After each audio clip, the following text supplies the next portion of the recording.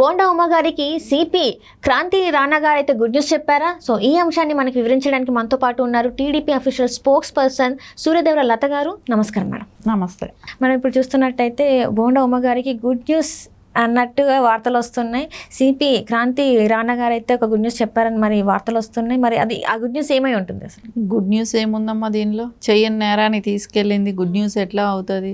వాళ్ళని ఇన్ని రోజులు ఇబ్బంది పెట్టడం కూడా అక్కడ ఎంత దారుణమైన విషయం. ఇదే కాదు, ఇంకా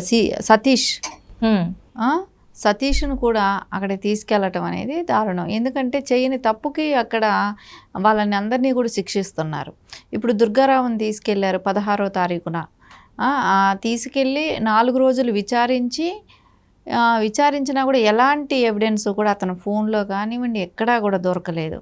సో వాళ్ళు స్టార్టింగ్లో కొంచెం గట్టిగాను విచారించడం జరిగింది. అంటే భయపడి చెప్తాడని, లేదంటే ఎవరి మీదైనా బ్లేమ్ చేయటానికి, అంటే తెలుగుదేశం వాళ్ళు ఎవరైనా చెప్పారా నీకు చేయమని చెప్పి, బోండం ఉమ్మగారు చెప్పారా మీకు, మీ పేరు సతీష్ చెప్తున్నాడు, నీ పేరు సతీష్ చెప్పాడు, నువ్వు చేయమన్నావని చెప్తున్నాడు, ఇవన్నీ కూడా పలు రకాల క్వశ్చన్స్ వేసి ఇబ్బంది పెట్టడం జరిగిన ఎట్లాంటి ఆధారాలు దొరకకపోవడంతో వదిలిపెట్టారు.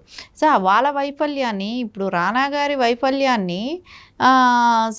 దుర్గారావుని వదిలేసినా కానీ, రేపొద్దున సతీష్ను వదిలేసినా కానీ వీళ్ళు సఫరర్స్ కదా. సో ఇక్కడ పోలీస్ డిపార్ట్మెంట్ వైఫల్యం కనపడుతుంది కదా. సో డిపార్ట్మెంట్ కానీ అసలు తగిలిన రాయి ఎక్కడో కనపడలేదు, అసలు తగిలిందా లేదా అనే ఆలోచన లేదు, కరెంట్ ఎందుకు తీసేస్తారా తెలియదు. ఇక్కడ చూస్తుంటే చాలా డౌట్లు మనకు అందరికీ వస్తూనే ఉన్నాయి. గత ఈ గులకరాయి తగిలిన దగ్గర నుంచి ఇదే డిస్కషన్ అయిపోయింది అందరికీ కూడా. సో అక్కడ ఇంత డిస్కషన్ జరిగింది అని నమ్మేవాళ్ళు లేడు. ఇంతమంది ఇన్ని డిస్కషన్స్ జరుగుతూనే ఉన్నాయి. అది జరిగింది, ఇన్సిడెంట్ పక్కాగా గులకరాయితో కొట్టారు అని చెప్పటానికి కూడా ఎలాంటి ఎవిడెన్స్ లేవు కదా. ఆ ఇన్సిడెంట్ జరగలేదని అంటారు అందరూ కూడా. ప్రజలకు కూడా అదే డౌటే. అసలు జరగని దాన్ని ఇంత డ్రామా ఏంటి? అసలు ఎవరో అమాయకులను తీసుకెళ్ళిపోయి వాళ్ళని హింసించటం ఏంటి? ఆ వడ్డెర కులం వాళ్ళని అందరినీ కూడా తీసుకెళ్ళటమే కానివ్వండి, అక్కడ వాళ్ళని వాళ్ళ తల్లి అంటే అంతకుముందే సతీష్తో పాటు ఒక 5గురు పిల్లలను కూడా పట్టుకెళ్ళటం జరిగింది కదా. సో వాళ్ళందరూ కూడా చెప్పటం జరిగింది అసలు మా పిల్లలకి ఎలాంటి సంబంధము లేదు అనేది.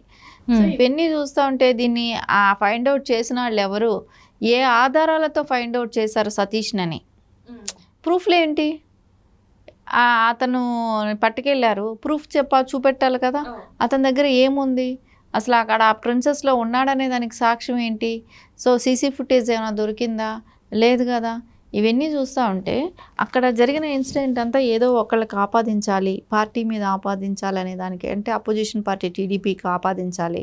సో ఇవన్నీ కూడా కోడికత్తి డ్రామా లాంటిదే. ఇది అందరికీ, ప్రజలందరికీ కూడా తెలిసిపోయింది. సేమ్ కోడికత్తి డ్రామా అయితే ఎలా నడిచిందో అదే జరుగుతూ ఉంది అనేది ఖచ్చితమైన అవగాహన అందరికీ వచ్చేసింది. సరే, దుర్గారావును అరెస్ట్ చేశారు, తీసుకెళ్లారు, ఎన్ని రకాలు విచారించినా తను నిజమేం చెప్తున్నాను, నాకు అతను తెలియదు, నేను అతనితో ఎప్పుడు తిరగలేదు, సతీష్తో అతనితో నేను ఎప్పుడూ తిరగలేదు, నాకు అతనికి ఇలాంటి అంటే సంబంధం అంటే ఒక కాలనీలో ఉంటారే కానీ అంతకుమించి అతనితో అతనికి వెళ్ళే అవకాశం కూడా లేదు, నాకు అతనితో తిరగాల్సిన అవకాశం కూడా లేదు, నేను తెలుగుదేశంలో యాక్టివ్ పర్సన్నే, యాక్టివ్గా ఉంటాను, పనిచేస్తాను టీడీపీకి అని చెప్పటమే కానివ్వండి. అతను 4 రోజులు పలు రకాలుగా అతన్ని క్వశ్చన్స్ వేసినా అతను చెప్పింది అయితే ఒకటే సమాధానం, ఇదే సమాధానం చెప్పుకుంటూ వచ్చారు. సో ఇంకా అక్కడ పోలీసులకు కూడా కొంచెం ఒత్తిడి అనేది స్టార్ట్ అయ్యింది.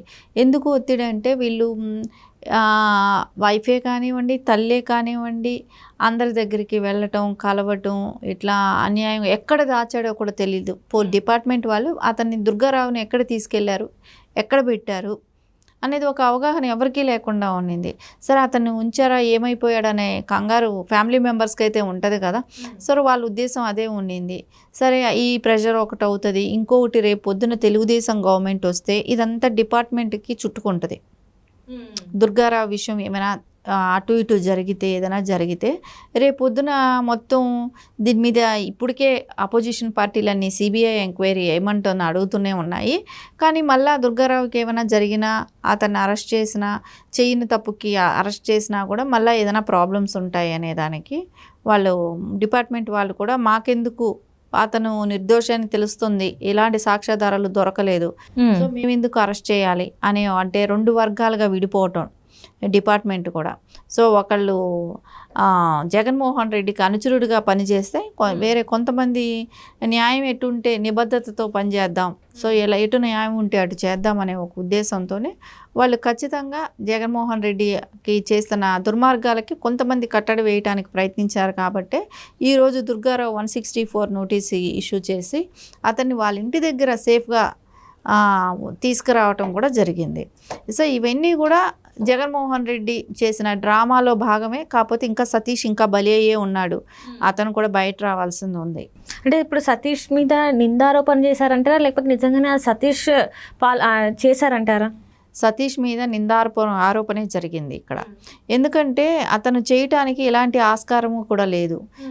ఎవిడెన్స్ ఏమున్నాయి? సతీష్ చేశాడని అంటే ఇప్పుడు మీరు కొట్టి ఒప్పించారేమో, దుర్గారావు మీద పేరు చెప్పించారేమో, అతన్ని 3rd డిగ్రీ లాంటిది ఇన్ని రోజులు అతను మీ కస్టడీలో ఉన్నాడు. సో దాని తర్వాత కూడా వాళ్ళ పేరెంట్స్తోనో ఎవరితో కూడా అతను మాట్లాడలేదు, ఇప్పటి వరకు ఎవరికి టచ్లోకి రాలేదు. 14 రోజులు రిమాండ్కి కావాలని కూడా అడుగున్నారు.